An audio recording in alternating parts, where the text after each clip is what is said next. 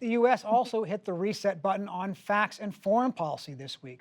A CIA report declassified today directly implicates a close U.S. ally, the Crown Prince of Saudi Arabia, Mohammed bin Salman, in the murder of the journalist Jamal Khashoggi. He was an outspoken critic of the kingdom and a writer for the Washington Post. Mark, this is such a stark contrast to the way the Trump administration handled this event. They refused to release the report or hold the Crown Prince accountable. What do you make of this, and why are we doing this now? What does it tell us about President Biden's approach to this? Well, at the least, President Biden is showing at the beginning that rhetorically he is willing to hold the Saudis' feet to the fire, not just on Khashoggi, but on a number of things, including the war in Yemen. As you said, there may have not been any other traditional American ally who did better under the Trump administration than the Saudis, and particularly Crown Prince Mohammed bin Salman.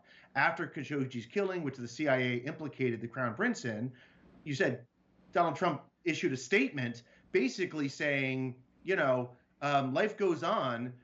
Let's not dwell on this. The Saudis buy a lot of weapons.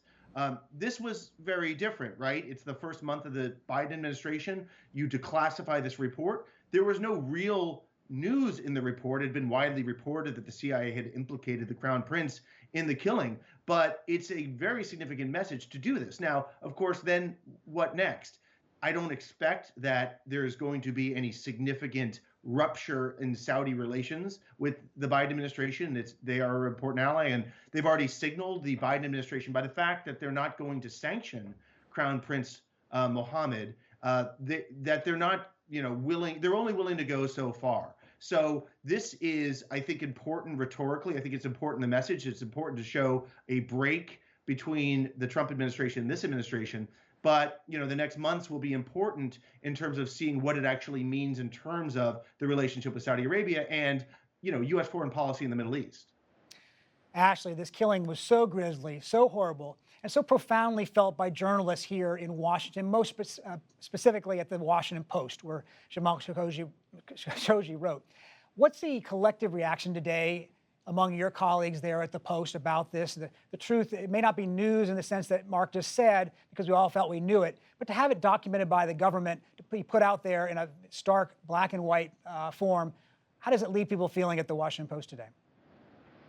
Well, relief is not quite the right word, but as you laid out earlier in this broadcast, in a world where there is sort of such a discrepancy over basic facts, the power of having the President of the United States share in a declassified intelligence document, not just with the nation, but with the world and the global community, just exactly what happened to Jamal Khashoggi is incredibly important. And it is worth remembering every single day that this is a man who was lured to the Saudi consulate to pick up papers to get married, as his fiance waited outside at the gates and was brutally murdered and dismembered.